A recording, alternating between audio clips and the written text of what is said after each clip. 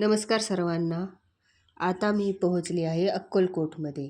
अक्कलकोटमध्ये खूप पाऊस असल्यामुळे असं लगेचच आम्ही रूम घेतली. खूप गर्दी असल्यामुळे आम्ही साधारणच रूम घेतली. आमच्याकडे टाईम असल्यामुळे आम्ही बाहेर फिरायला गेलो. पहा सगळे बाहेर पाऊस पण खूप पडत आहे. बाहेर पावसामुळे वातावरण खूप छान झालेलं आहे आणि मंदिराचा परिसरही खूप छान आहे. पहा इथे समोर अन्नछत्र आहे. ते रात्री 8 वाजता सुरू होतं. आता आम्ही मंदिरात दर्शन घ्यायला जातोय. एवढ्या पावसात स्वामी भक्तांची खूप गर्दी आहे.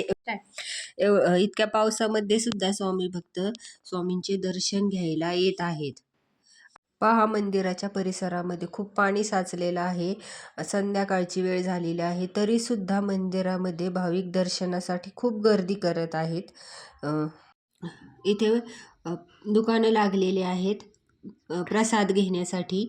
पान, नारळ, फुलं वगैरे सगळं इथे तुम्हाला मिळू शकतं. आता आम्ही मंदिराच्या आतमध्ये प्रवेश करते आहे मी.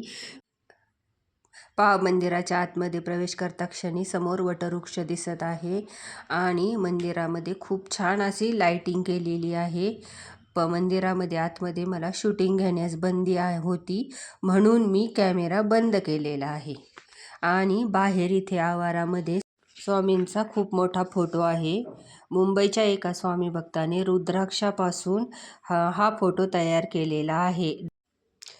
आता मी बाळप्पा महाराजांच्या मठाकडे जात आहे.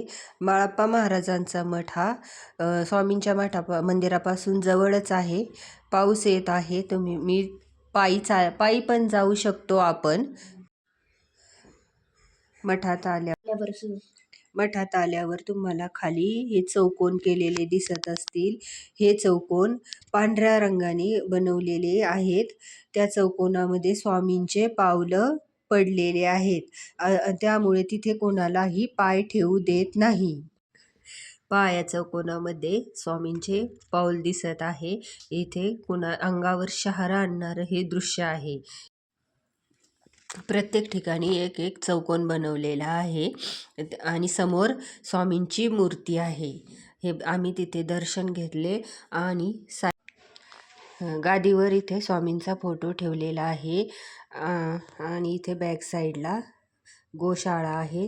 तिथे मला खूप छान असं वासरू दिसले. आम्ही तिथेच त्या वासराबरोबर खेळायला लागलो होतो, माझा मुलगा आणि मिस्टर. आणि इथे एक सुंदर श्रीरामाचं मंदिर आहे. आम्ही अन्नछत्राकडे निघालो होतो. तिथे स्वामींचा अन्नछत्रामध्ये खूप गर्दी होती जेवणासाठी. तिथे स्वामींचा खूप मोठा फोटो आहे आणि दत्त महाराजांची मूर्ती आहे. प्रसाद खूप छान होता. साधं सात्विक छान जेवण होतं. भाजी, चपाती, गोड पदार्थ असतो, शिरा वगैरे. मग आम्ही सकाळी उठून परत दुसऱ्या दिवशी पुन्हा स्वामींच्या मूर्तीकडे दर्शनाला निघालो होतो. इथे आदरणीय लता मंगेशकर यांनी 2 4 व्हीलर गाड्या दान दिलेल्या आहेत. इथे शिवाजी महाराजांची खूप मोठी मूर्ती आहे आणि साईडला स्वामींची पण खूप मोठी मूर्ती आहे. इथे आम्ही थोडेफार फोटो काढले आणि मग निघालो चोळप्पा महाराजांच्या दर्शनासाठी.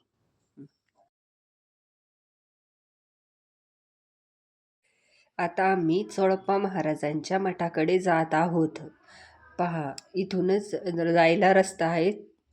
मंदिरामध्ये चोळप्पा महाराजांच्या मठात आम्ही प्रवेश केला. मठ खूप सुंदर आहे, मी तुम्हाला दाखवत आहे. पाहू शकता तुम्ही, छान आहे मठ.